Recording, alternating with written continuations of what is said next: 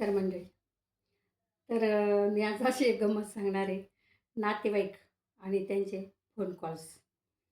नातेवाईक, काही ठराविक मित्रमंडळी. तर बरेचदा आहे ना, काही नातेवाईक आहे ना, त्यांना गरज असेल ना, तेव्हा आपल्याला फोन करणार. आणि हे पहिलं वाक्य काय असणार? "काय बुवा, तुम्ही तर आम्हाला गरीबाला फोनच नाही करीत. तुम्ही काय बुवा, लय मोठे लोकं." असा टोमणा मारणार. मग आपण म्हणलं, "का हो? तुम्ही पण नाही केला बऱ्याच दिवसात." "नाही बुवा, आता म्हणलं तुमचाच कधी येतोय पाहू, मग करू."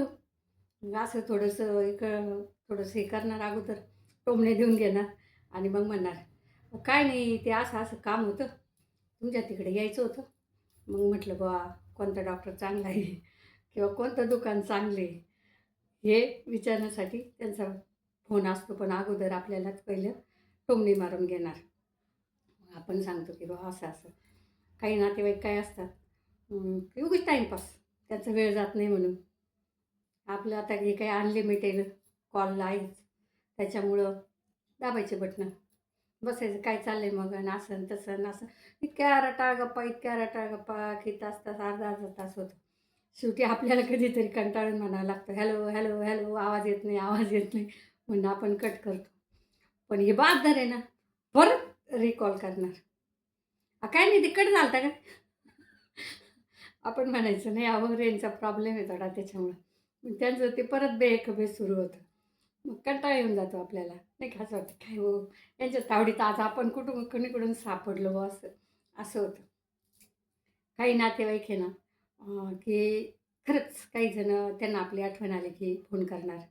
काय मग खूप दिवस झाले.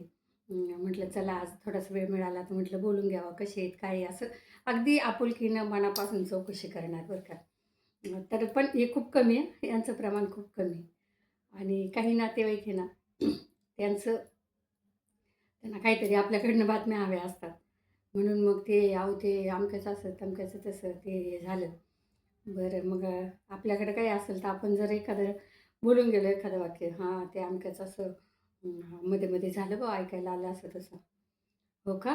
हां, काही नाही बाई, आपल्याला तर माहीतच नाही बाई, आपण तर कोणाला फोनच नाही करत बाई, अमकं नाही, तमकं नाही." मग ते त्यांचं चालू राहतं बरं का.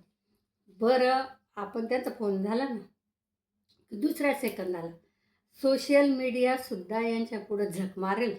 इतका इतक्या पटकन व्हायरल करतात ना ती गोष्ट ते, की एका क्षणात आपल्याला परत नंतर पुढच्या 5-10 मिनिटात एक 4-5 फोन येतात. "काय हो असं झालं? कसं झालं? बाई आम्हालाच माहीत नाही." अमकं नाही. अरे, मग आपल्याला असं वाटतं, "अर्र, आपण ह्या व्यक्तीला हे सांगितलं होतं गड्या." यानं हे पटकन व्हायरल केलं. तर असे काही नातेवाईक असतात, की त्यांच्याकडे एखादी गोष्ट आहे ना, आपल्याला जर 10 जणांना सांगायची असेल ना, फक्त ते एकट्याजवळ बोलायची, की झालं. आपले 10 फोन करण्याचा त्रास वाचतो. 10 जणांना ते मेसेज लगेच पटकन जातो. म्हणजे इतकी झटपट क्विक ॲक्शन असते यांची आणि क्विक सेवा असते ना, की एक 5-10 मिनिटात आपल्या जवळ अर्ध्या पाऊण नातेवाईकांमध्ये गोष्ट सगळी व्हायरल होऊन जाते. आणि काही नातेवाईक आहे ना, त्यांचं दुःख दुःख सांगण्यासाठी, "हां बाई, मग असं झालं बाई, तसं झालं बाई, तसं झालं बाई." आपण हां, हां करीत राहतो. प्रत्येकाच्या मागे प्रत्येकाच्या समस्या असतात, हे असतं. ज्याच्या त्याच्या परीनं जे ते त्यात निस्तरत असतं. पण काही ना काय वाटतं, की आमच्याच लाईफमध्ये समस्या आहे आणि हे पुढचे आहेत ना, हे एकदम काहीच नाही, यांना समस्याच नाही. अशा भावनेतून बोलत राहता, की "नाही बाई, बघा ना, आम्हीच काही केलं ना, आमचंच नशीब कसं, माझंच कसं ना, असं आणि तसं." खूप म्हणजे अगदी तो तर कहरच होऊन जातो. मग अशांना समजवता आपल्या अगदी नाकी नऊ येऊन जातात. अरे बाबा, आता कसं समजायचं यांना? बरं आपलं काही सांगायला गेलं ना, तर त्यांना काय ऐकण्यात इंटरेस्ट नसतो. "हां ना बाई." आपण एक वाक्य बोललं, की त्यांचे त्यांचे तिकडचे 10 वाक्य आपल्याला ऐकायला लागतात. नाही आमच्या इथं असंच, आमच्या इथं तसंच.